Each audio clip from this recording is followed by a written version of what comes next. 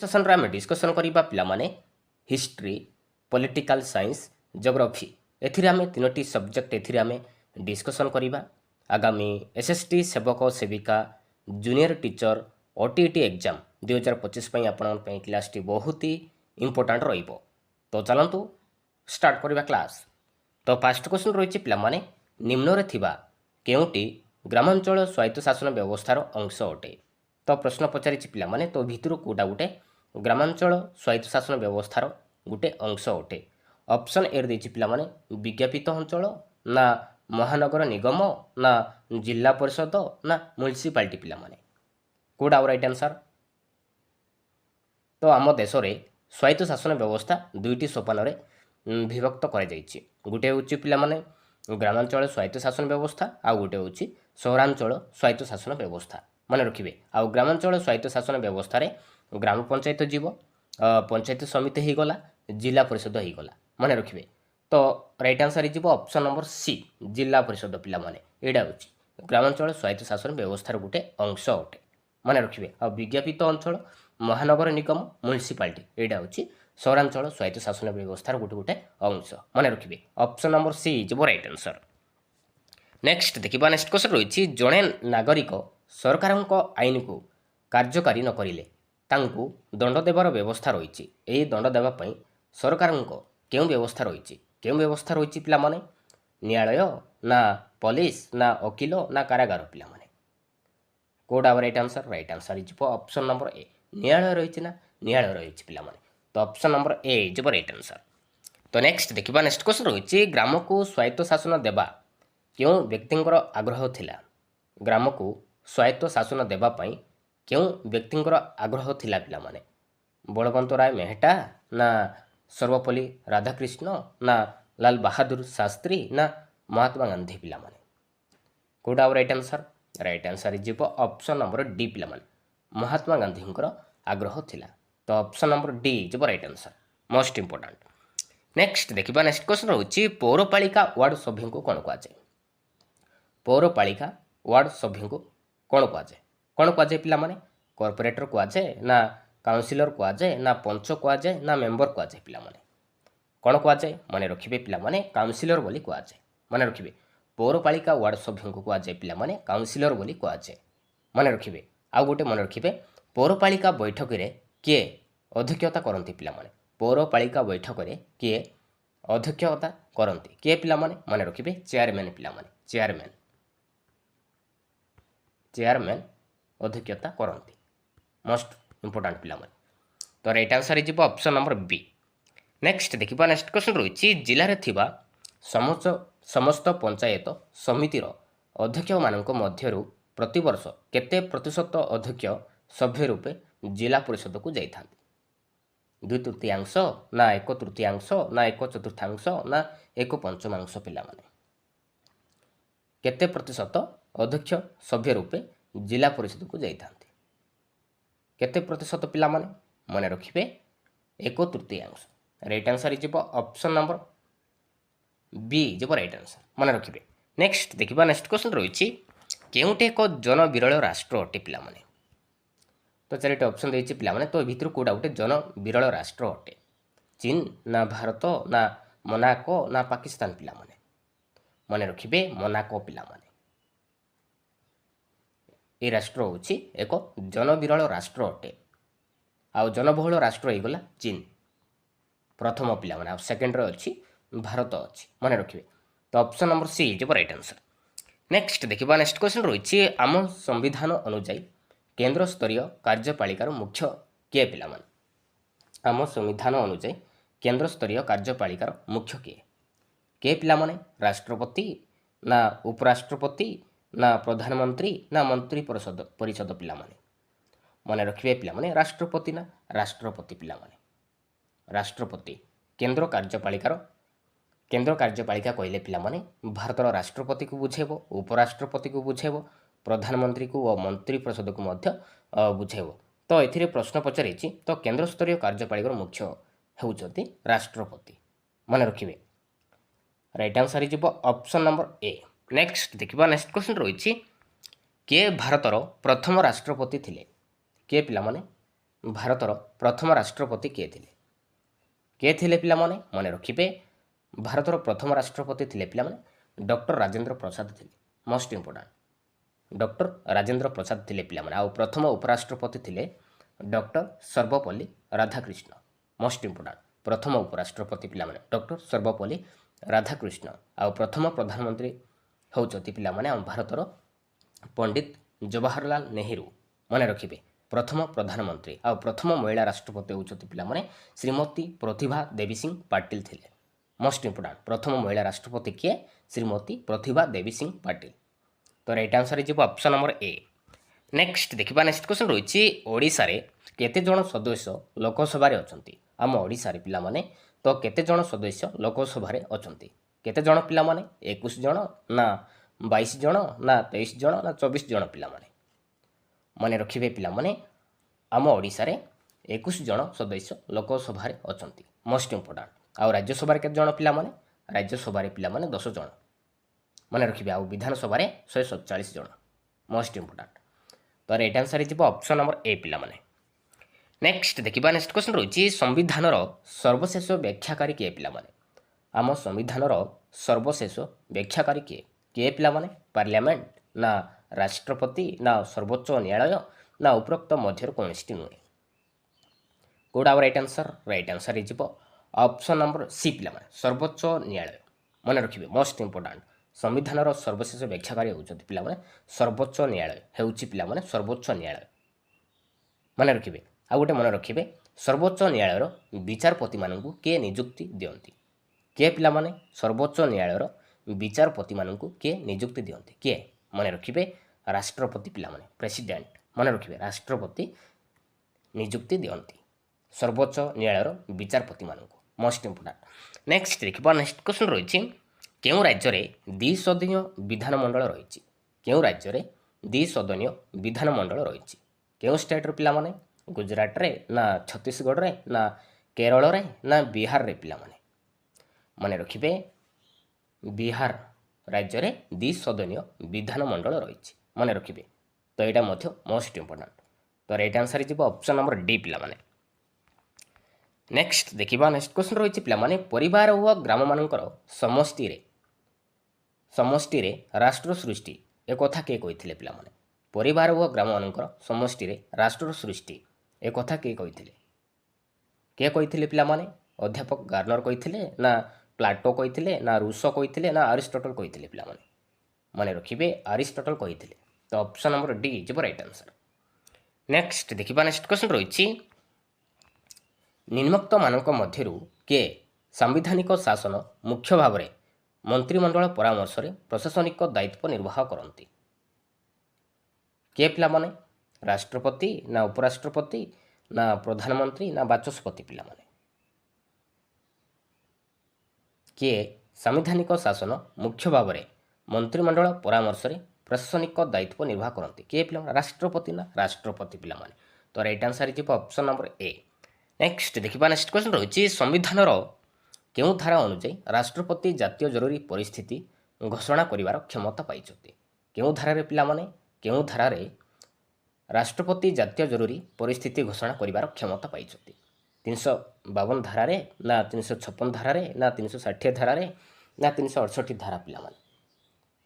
କେଉଁ ଧାରାରେ? ତ ଏଇଟା ମଧ୍ୟ ମୋଷ୍ଟ ଇମ୍ପୋର୍ଟାଣ୍ଟ। ମନେ ରଖିବେ 352 ଧାରାରେ।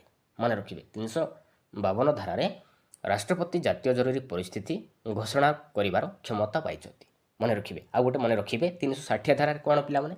360 ଧାରାରେ ରାଷ୍ଟ୍ରପତି ଆର୍ଥିକ ଜରୁରୀ ପରିସ୍ଥିତି ଘୋଷଣା କରିବାର କ୍ଷମତା ପାଇଛନ୍ତି। ମନେ ରଖିବେ 360 ଧାରାରେ ରାଷ୍ଟ୍ରପତି ଆର୍ଥିକ ଜରୁରୀ ପରିସ୍ଥିତି ଘୋଷଣା କରିବାର କ୍ଷମତା ପାଇଛନ୍ତି।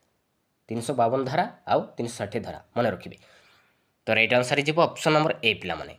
ନେକ୍ସଟ ଦେଖିବା ନେକ୍ସଟ କ୍ୱେଶ୍ଚନ୍ ରହିଛି ଭାରତର ସମ୍ବିଧାନର କେତେତମ ସଂଶୋଧନ ଆଇନ ଅନୁଯାୟୀ ଭାରତ ଏକ ଧର୍ମ ନିରପେକ୍ଷ ରାଷ୍ଟ୍ର ରୂପେ ପରିଣତ ହୋଇଛି? ଭାରତର ସମ୍ବିଧାନର କେତେତମ ସଂଶୋଧନ ଆଇନ ଅନୁଯାୟୀ ଭାରତ ଏକ ଧର୍ମ ନିରପେକ୍ଷ ରାଷ୍ଟ୍ର ରୂପେ ପରିଣତ ହୋଇଛି? କେତେତମ ପିଲାମାନେ? 40ତମ ଦେଇଛି, 42ତମ ଦେଇଛି, 45ତମ ଦେଇଛି ନା 46ତମ ପିଲାମାନେ? ମନେ ରଖିବେ 42ତମ। ମନେ ରଖିବେ 42ତମ ସଂଶୋଧନ ଆଇନ ଅନୁଯାୟୀ ଭାରତ ଏକ ଧର୍ମନିରପେକ୍ଷ ରାଷ୍ଟ୍ର ରୂପେ ପରିଣତ ହୋଇଛି। ମନେ ରଖିବେ ଅପସନ୍ ନମ୍ବର ବି ଯିବ ରାଇଟ୍ ଆନ୍ସର୍ ପିଲାମାନେ। ନେକ୍ସଟ ଦେଖିବା ନେକ୍ସଟ କ୍ୱେଶ୍ଚନ୍ ରହିଛି କିଏ ଲୋକସଭାର ଅଧ୍ୟକ୍ଷ ଅଟନ୍ତି ପିଲାମାନେ? କିଏ ଲୋକସଭାର ଅଧ୍ୟକ୍ଷ ଅଟନ୍ତି? କିଏ ପିଲାମାନେ? ପ୍ରଧାନମନ୍ତ୍ରୀ ନା ଉପରାଷ୍ଟ୍ରପତି ନା ବାଚସ୍ପତି ନା ବିରୋଧୀ ଦଳର ନେତା ପିଲାମାନେ? ମନେ ରଖିବେ ପିଲାମାନେ ବାଚସ୍ପତି ପିଲାମାନେ। ବାଚସ୍ପତି ଲୋକସଭାର ଅଧ୍ୟକ୍ଷ ଅଟନ୍ତି। ମନେ ରଖିବେ ଅପସନ୍ ନମ୍ବର ସି ଯିବ ରାଇଟ୍ ଆନ୍ସର୍। ନେକ୍ସଟ ଦେଖିବା ନେକ୍ସଟ କ୍ୱେଶ୍ଚନ୍ ରହିଛି ରାଜ୍ୟସଭାର ଜଣେ ସଦସ୍ୟଙ୍କ କାର୍ଯ୍ୟକାଳ କେତେ ବର୍ଷ? କେତେ ବର୍ଷ ପିଲାମାନେ? ରାଜ୍ୟସଭାର ଜଣେ ସଦସ୍ୟଙ୍କର କାର୍ଯ୍ୟକାଳ କେତେ ବର୍ଷ? କେତେ ବର୍ଷ? 6 ବର୍ଷ ନା 5 ବର୍ଷ ନା 3 ବର୍ଷ ନା 2 ବର୍ଷ ପିଲାମାନେ? ମନେ ରଖିବେ ପିଲାମାନେ ରାଜ୍ୟସଭାର ଜଣେ ସଦସ୍ୟଙ୍କ କାର୍ଯ୍ୟକାଳ ହେଉଛି ପିଲାମାନେ 6 ବର୍ଷ। ମନେ ରଖିବେ ଆଉ ଲୋକସଭା 5 ବର୍ଷ। ମନେ ରଖିବେ ଅପସନ୍ ନମ୍ବର ଏ ଯିବ ରାଇଟ୍ ଆନ୍ସର୍।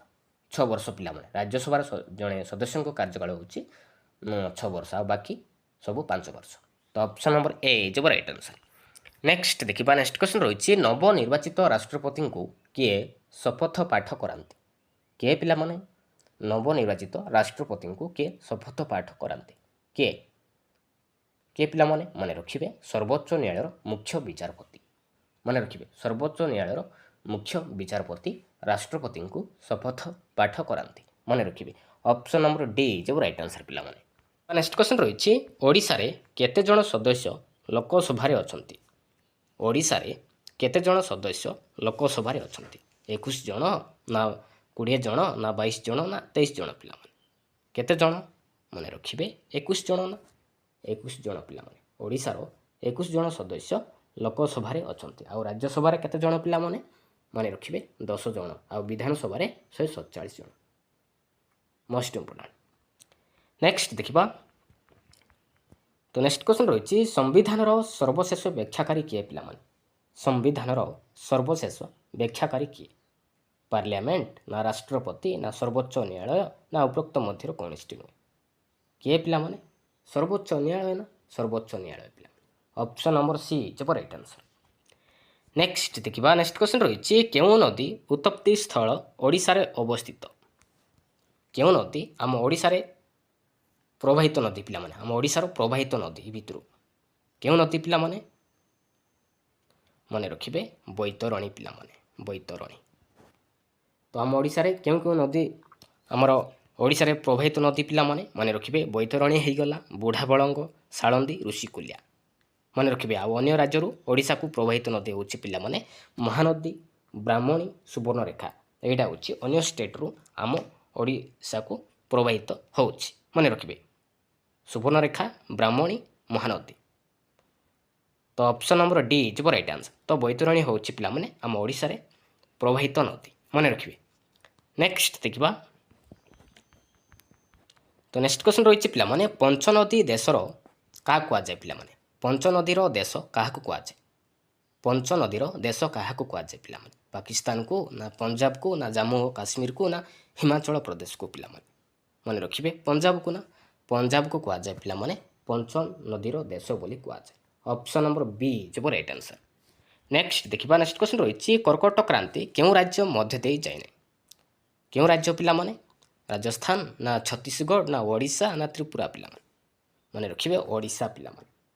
କର୍କଟ କ୍ରାନ୍ତି ଓଡ଼ିଶା ରାଜ୍ୟ ଦେଇ ଯାଇନାହିଁ। ଅପସନ୍ ନମ୍ବର ସି ଯିବ ରାଇଟ୍ ଆନ୍ସର୍ ପିଲାମାନେ। ନେକ୍ସଟ ଦେଖିବା ନେକ୍ସଟ କ୍ୱେଶ୍ଚନ୍ ରହିଛି କାହା ମତାନୁସାରେ ପ୍ରକଳ୍ପ ହେଉଛି ସାମାଜିକ ପରିବେଷ୍ଟନୀ ମଧ୍ୟରେ ପୂର୍ଣ୍ଣ ପ୍ରାଣରେ ସମ୍ପାଦିକ ଏକ ଉଦ୍ଦେଶ୍ୟପୂର୍ଣ୍ଣ କାର୍ଯ୍ୟ? କିଏ କହିଥିଲେ? ଷ୍ଟିଭେନସନ୍ ନା ଏମ୍.ଜେ. ହେରାକଟସ୍ ନା ଶ୍ରୀ ଅରବିନ୍ଦ ନା କିଲପାଟ୍ରିକ୍ ପିଲାମାନେ? କେଉଁଟା ରାଇଟ୍ ଆନ୍ସର୍? ଏଇଟା ହେଉଛି ପିଲାମାନେ କିଲପାଟ୍ରିକ୍। ଷ୍ଟିଭେନସନ୍ କ'ଣ କହିଥିଲେ ପିଲାମାନେ? ଷ୍ଟିଭେନସନ୍ଙ୍କ ମତରେ ପିଲାମାନେ ପ୍ରକଳ୍ପ ହେଉଛି ଗୋଟିଏ ସମସ୍ୟା ମୂଳକ କର୍ମ ଯାହାକି ସ୍ୱାଭାବିକ ପରିବେଶ ମଧ୍ୟରେ ସମ୍ପାଦିତ ହୋଇଥାଏ। ଏ କଥା କହିଥିଲେ ଷ୍ଟିଭେନସନ୍ କହିଥିଲେ। ମନେ ରଖିବେ। ତ ଅପସନ୍ ନମ୍ବର ଡି ଯିବ ରାଇଟ୍ ଆନ୍ସର୍ ପିଲାମାନେ। ନେକ୍ସଟ ଦେଖିବା ପ୍ରକଳ୍ପ ପଦ୍ଧତିରେ କେତୋଟି ସୋପାନ ରହିଛି ପିଲାମାନେ? ପ୍ରକଳ୍ପ ପଦ୍ଧତିରେ କେତୋଟି ସୋପାନ ରହିଛି? 2ଟି ନା 4ଟି ନା 6ଟି ନା 8ଟି ପିଲାମାନେ? ମନେ ରଖିବେ 6ଟି ରହିଛି ପିଲାମାନେ। 6ଟି ରହିଛି। Option number C. ନେକ୍ସଟ ଦେଖିବା କା ମତରେ ବିଜ୍ଞାନ ଶିକ୍ଷାର ଏକ ଲକ୍ଷ୍ୟ ହେଉଛି ବୈଜ୍ଞାନିକ ପଦ୍ଧତି ଓ ବୈଜ୍ଞାନିକ ମନୋବୃତ୍ତିର ବିକାଶ। ଜନ୍ ଡୁଇ ନା ଫ୍ରୋବେଲ ନା ମଣ୍ଟେସରି ନା ରୁଷ ପିଲାମାନେ? କୋଉଟା ହବ ରାଇଟ୍ ଆନ୍ସର ଏଇଟା? କା ମତରେ ବିଜ୍ଞାନ ଶିକ୍ଷାର ଏକ ଲକ୍ଷ୍ୟ ହେଉଛି ବୈଜ୍ଞାନିକ ପଦ୍ଧତି ଓ ବୈଜ୍ଞାନିକ ମନୋବୃତ୍ତିର ବିକାଶ। ମନେ ରଖିବେ ଏଇଟା ହେଉଛି ଜନ୍ ଡୁଇ କହିଥିଲେ ପିଲାମାନେ। ଜନ୍ ଡୁଇଙ୍କ ମତ। ଅପସନ୍ ନମ୍ବର ଏ ହେଇଯିବ ରାଇଟ୍ ଆନ୍ସର। ନେକ୍ସଟ ଦେଖିବା। ନେକ୍ସଟ କ୍ୱେଶ୍ଚନ୍ ରହିଛି ଗୋଟିଏ ନିର୍ଦ୍ଦିଷ୍ଟ ଦକ୍ଷତା ହାସଲ କରିବା ପାଇଁ ବିଭିନ୍ନ ପଦ୍ଧତି ଅବଲମ୍ବନ କଲେ ତାକୁ କ'ଣ କୁହାଯାଏ? ଗୋଟିଏ ନିର୍ଦ୍ଦିଷ୍ଟ ଦକ୍ଷତା ହାସଲ କରିବା ପାଇଁ ବିଭିନ୍ନ ପଦ୍ଧତି ଅବଲମ୍ବନ କଲେ ତାକୁ କ'ଣ କୁହାଯାଏ ପିଲାମାନେ?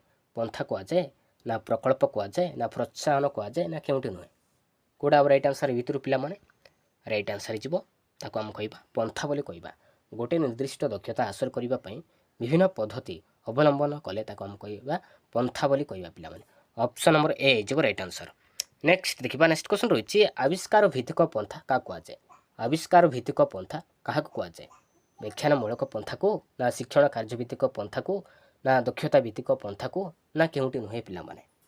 କେଉଁଟା ହବ ରାଇଟ୍ ଆନ୍ସର? ମନେ ରଖିବେ ରାଇଟ୍ ଆନ୍ସର ଯିବ ଅପସନ୍ ନମ୍ବର ବି ଶିକ୍ଷଣ କାର୍ଯ୍ୟଭିତ୍ତିକ ପନ୍ଥା।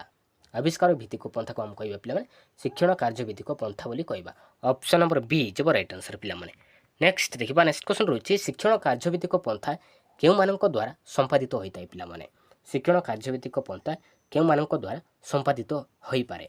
ଶିକ୍ଷାର୍ଥୀଙ୍କ ଦ୍ୱାରା ନା ଶିକ୍ଷକ ଓ ସମଗ୍ର ଶ୍ରେଣୀ ଦ୍ୱାରା ନା ଶିକ୍ଷାର୍ଥୀ ଓ ଗୋଷ୍ଠୀର ସଦସ୍ୟଙ୍କ ଦ୍ୱାରା ନା ଉପରୋକ୍ତ ସମସ୍ତ ହବ ପିଲାମାନେ? ଏଇଟା ହେଇଯିବ ପିଲାମାନେ ଉପରୋକ୍ତ ସମସ୍ତଙ୍କ ଦ୍ୱାରା ସମ୍ପାଦିତ ହୋଇପାରେ। ଅପସନ୍ ନମ୍ବର ଡି ଯିବ ରାଇଟ୍ ଆନ୍ସର। ନେକ୍ସଟ ଦେଖିବା। ନେକ୍ସଟ କ୍ୱେଶ୍ଚନ୍ ରହିଛି ସାମାଜିକ ବିଜ୍ଞାନରେ ବ୍ୟବହୃତ ଗୋଲକ ଏକ ଡେସ୍ ଉପକରଣ ଉଦାହରଣ। ତ ଗୋଲକ ଏଇଟା କାହାର ଏକ ଏକ୍ଜାମ୍ପଲ୍ ପିଲାମାନେ? ପଠନ ଉପକରଣ ନା କାମଚଳା ଉପକରଣ ନା ଦୃଶ୍ୟ ଉପକରଣ ନା ପ୍ରଦର୍ଶନ ଉପକରଣ ପିଲାମାନେ? ଏଇଟା ହେଉଛି ଗୋଲକ ହେଉଛି ପିଲା ଗୋଟେ ଦୃଶ୍ୟ ଉପକରଣ। ଅପସନ୍ ନମ୍ବର ସି ଯିବ ରାଇଟ୍ ଆନ୍ସର। ନେକ୍ସଟ ଦେଖିବା। ନେକ୍ସଟ କ୍ୱେଶ୍ଚନ୍ ରହିଛି ଯେଉଁ କ୍ଷେତ୍ରରେ ଉପକରଣ ସଂଗ୍ରହ ସହଜ ସାଧ୍ୟ ନୁହେଁ ସେପରି ସ୍ଥଳେ ଶିକ୍ଷକ କ'ଣ କରିବେ? ଯେଉଁ କ୍ଷେତ୍ରରେ ଉପକରଣ ସଂଗ୍ରହ ସହଜ ସାଧ୍ୟ ନୁହେଁ ସେପରି ସ୍ଥଳେ ଶିକ୍ଷକ କ'ଣ କରିବେ? ହାତ ଗଢ଼ା ଉପକରଣ ପ୍ରସ୍ତୁତ କରିବେ ନା ବଜାରରୁ କିଣି ଆଣିବେ ନା ମୌଖିକ ଭାବରେ ଶିକ୍ଷାଦାନ କରିବେ ନା କେଉଁଠି ନୁହେଁ? ମନେ ରଖିବେ ହାତ ଗଢ଼ା ଉପକରଣ ପ୍ରସ୍ତୁତ କରିବେ। ମନେ ରଖିବେ ଅପସନ୍ ନମ୍ବର ଏ ଯିବ ରାଇଟ୍ ଆନ୍ସର। ନେକ୍ସଟ ଦେଖିବା। ନେକ୍ସଟ କ୍ୱେଶ୍ଚନ୍ ରହିଛି ଶିକ୍ଷାର୍ଥୀ ବିଭିନ୍ନ ଘଟଣା ନାମ ଧାରଣା ଆଦିର ଶ୍ରେଣୀ ବିଭାଗ କରିପାରିବା ସାମାଜିକ ବିଜ୍ଞାନ ଇତିହାସର କେଉଁ ଶୈକ୍ଷିକ ଲକ୍ଷ୍ୟକୁ ଦର୍ଶାଏ? ଜ୍ଞାନ ନା ବୋଧ ନା ଦକ୍ଷତା ନା ଆଗ୍ରହ ପିଲାମାନେ? ଏଇଟା ହେଉଛି ବୋଧକୁ ବୁଝାଇବ। ବୋଧ ପିଲାମାନେ। ଅପସନ୍ ନମ୍ବର ବି ଯିବ ରାଇଟ୍ ଆନ୍ସର। ନେକ୍ସଟ ଦେଖିବା। ନେକ୍ସଟ କ୍ୱେଶ୍ଚନ୍ ରହିଛି ରିଚା ପରିବେଶ 1ରେ ମୋଟ 100 ନମ୍ବରରୁ 55 ନମ୍ବର ପାଇଛି। ଏହା କାହାର ଏକ୍ଜାମ୍ପଲ୍ ଅଟେ ପିଲାମାନେ? ମୂଲ୍ୟାୟନର ନା ପରୀକ୍ଷଣର ନା ମୂଲ୍ୟାଙ୍କନ ନା କେଉଁଠି ନୁହେଁ? ରିଚା ପରିବେଶ 1ରେ ମୋଟ 100 ନମ୍ବରରୁ 55 ନମ୍ବର ପାଇଛି। ଏହା କାହାର ଉଦାହରଣ ଅଟେ? ଏଇଟା ହେଉଛି ପିଲାମାନେ ମୂଲ୍ୟାଙ୍କନର ଏକ୍ଜାମ୍ପଲ୍ ଅଟେ। ଅପସନ୍ ନମ୍ବର ସି ଯିବ ରାଇଟ୍ ଆନ୍ସର। ନେକ୍ସଟ ଦେଖିବା। ନେକ୍ସଟ କ୍ୱେଶ୍ଚନ୍ ରହିଛି ପିଲାମାନେ ବଗିଚାରେ କାମ କରୁଥିବା ବେଳେ ପଢ଼ିଥିବା ପାଠର ପ୍ରୟୋଗ କରୁଛନ୍ତି କି ନାହିଁ ଜାଣିବା ପାଇଁ। ତ ଏଇଟା ହେଉଛି କେଉଁ ପ୍ରକାର ମୂଲ୍ୟର ଏକ୍ଜାମ୍ପଲ୍ ଅଟେ? ବ୍ୟବସ୍ଥାନ ନା ଗଠନମୂଳକ ନା ନିଦାନାତ୍ମକ ନା ବ୍ୟବସ୍ଥାନ ପିଲାମାନେ? କେଉଁଟା ହବ ରାଇଟ୍ ଆନ୍ସର? ଏଇଟା ରାଇଟ୍ ଆନ୍ସର ହେଇଯିବ ପିଲାମାନେ ଏଇଟା ହେଇଯିବ ଗଠନମୂଳକ ପିଲାମାନେ। ଗଠନମୂଳକ ମୂଲ୍ୟାୟନର ଏକ୍ଜାମ୍ପଲ୍ ଅଟେ। ମନେ ରଖିବେ ଅପସନ୍ ନମ୍ବର ବି ଯିବ ରାଇଟ୍ ଆନ୍ସର ପିଲାମାନେ। ନେକ୍ସଟ ଦେଖିବ। ତ ନେକ୍ସଟ କ୍ୱେଶ୍ଚନ୍ ରହିଛି ପିଲାମାନେ ମୌଖିକ ପରୀକ୍ଷା କରିବା ଦ୍ୱାରା ଶିକ୍ଷାର୍ଥୀମାନଙ୍କର କ'ଣ ଲାଭ ହୋଇଥାଏ ପିଲାମାନେ? ମୌଖିକ ପରୀକ୍ଷା କରିବା ଦ୍ୱାରା ଶିକ୍ଷାର୍ଥୀମାନଙ୍କର କ'ଣ ଲାଭ ହୋଇଥାଏ? ଭାବ ବିନିମୟର ଦକ୍ଷତା ନା ସାକ୍ଷାତକାର ଭୟ ଦୂରୀଭୂତ ହୁଏ ନା ଭାଷାର ଶୁଦ୍ଧତା ହ୍ରାସ ହୁଏ ନା ଚିନ୍ତାଧାରାର ପରିପ୍ରକାଶ ହୋଇପାରେ ନାହିଁ? କେଉଁଟା ହବ ରାଇଟ୍ ଆନ୍ସର? ରାଇଟ୍ ଆନ୍ସର ହେଇଯିବ ପିଲାମାନେ ଅପସନ୍ ନମ୍ବର ବି ଯିବ ରାଇଟ୍ ଆନ୍ସର। ସାକ୍ଷାତକାର ଭୟ ଦୂରୀଭୂତ ହୁଏ ପିଲାମାନେ। ମୌଖିକ ପରୀକ୍ଷା କରିବା ଦ୍ୱାରା ଶିକ୍ଷାର୍ଥୀମାନଙ୍କର ସାକ୍ଷାତକାର ଭୟ ଦୂରୀଭୂତ ହୋଇଥାଏ। ଅପସନ୍ ନମ୍ବର ବି ଯିବ ରାଇଟ୍ ଆନ୍ସର। ନେକ୍ସଟ ଦେଖିବା। ନେକ୍ସଟ କ୍ୱେଶ୍ଚନ୍ ରହିଛି ପୂଜା ପାର୍ବଣରେ କାର୍ଯ୍ୟକ୍ରମ ତାଲିକା ଶିକ୍ଷକ କେଉଁ ସାଧନ ଦ୍ୱାରା ପର୍ଯ୍ୟବେକ୍ଷଣ କରିବେ? ପୂଜା ପାର୍ବଣରେ କାର୍ଯ୍ୟକ୍ରମ ତାଲିକା ଶିକ୍ଷକ କେଉଁ ସାଧନା ଦ୍ୱାରା ପର୍ଯ୍ୟବେକ୍ଷଣ କରିବେ ପିଲାମାନେ? ତନଖି ତାଲିକା ନା ସାକ୍ଷାତକାର ନା ଘଟଣାବଳୀ ବିବରଣୀ ନା କେଉଁଠି ନୁହେଁ? କେଉଁଟା ହବ ରାଇଟ୍ ଆନ୍ସର? राइट आंसर हो पिलामाने ऑप्शन नंबर ए तनखी तालिका द्वारा पर्यवेक्षण करेंगे। ऑप्शन नंबर ए हो राइट आंसर पिलामाने। नेक्स्ट देखिबा उपलब्धि परीक्षण पई केउ प्रकार प्रश्न व्यवहार करा जाए। उपलब्धि परीक्षण पई केउ प्रकार प्रश्न व्यवहार करा जाए। निर्दिष्ट उत्तरमूलक प्रश्न ना मुक्त उत्तरमूलक प्रश्न ना मुक्त उत्तरमूलक प्रश्न निर्दिष्ट उत्तरमूलक प्रश्न ना केउटी नुहे कोडा राइट आंसर मन रखिए यहाँ मुक्त उत्तरमूलक प्रश्न व निर्दिष्ट उत्तरमूलक प्रश्न व्यवहार करा जाए मन रखिए। ऑप्शन नंबर सी हो राइट आंसर पिला माने। नेक्स्ट देखिबा नेक्स्ट क्वेश्चन रही बहु विकल्प प्रश्न द्वारा परीक्षार्थी केउं दक्षता गुड़िकर मूल्यांकन करा जाए पिला माने। बहु विकल्प प्रश्न द्वारा परीक्षार्थी केउं दक्षता गुड़िकर मूल्यांकन करा जाए। उच्चतर मानसिक प्रक्रिया ना लिखनर बेग ना चयन करने दक्षता ना उपरोक्त समस्त हम कौटा राइट आंसर पिला माने यहाँ उच्चतर मानसिक प्रक्रिया हम। ऑप्शन नंबर ए हो राइट आंसर। नेक्स्ट देखिबा नेक्स्ट क्वेश्चन रही पिलामाने केउंटी परिवेश समस्यार कारण नुहे तो भितर पिलामाने कोटा गोटे परिवेश समस्यार कारण नुहे पिलामाने। द्रुत जनसंख्या वृद्धि ना वनीकरण ना जानवाहनर बहुल व्यवहार ना कलकारखानार धुआं पिलामाने कोटा नुहे तो भितर कोटा गोटे परिवेश समस्यार कारण नुहे मन रखिए वनीकरण नुहे पिलामाने। तो द्रुत जनसंख्या वृद्धि तो यहाँ हूँ परिवेश समस्यार कारण अटे। जानवाहनर बहुल व्यवहार यहाँ गोटे परिवेश समस्यार कारण अटे। कलकारखानार धुआं गोटे परिवेश समस्यार कारण अटे किंतु वनीकरण नुहे पिलामाने। तो ऑप्शन नंबर बी हो राइट आंसर।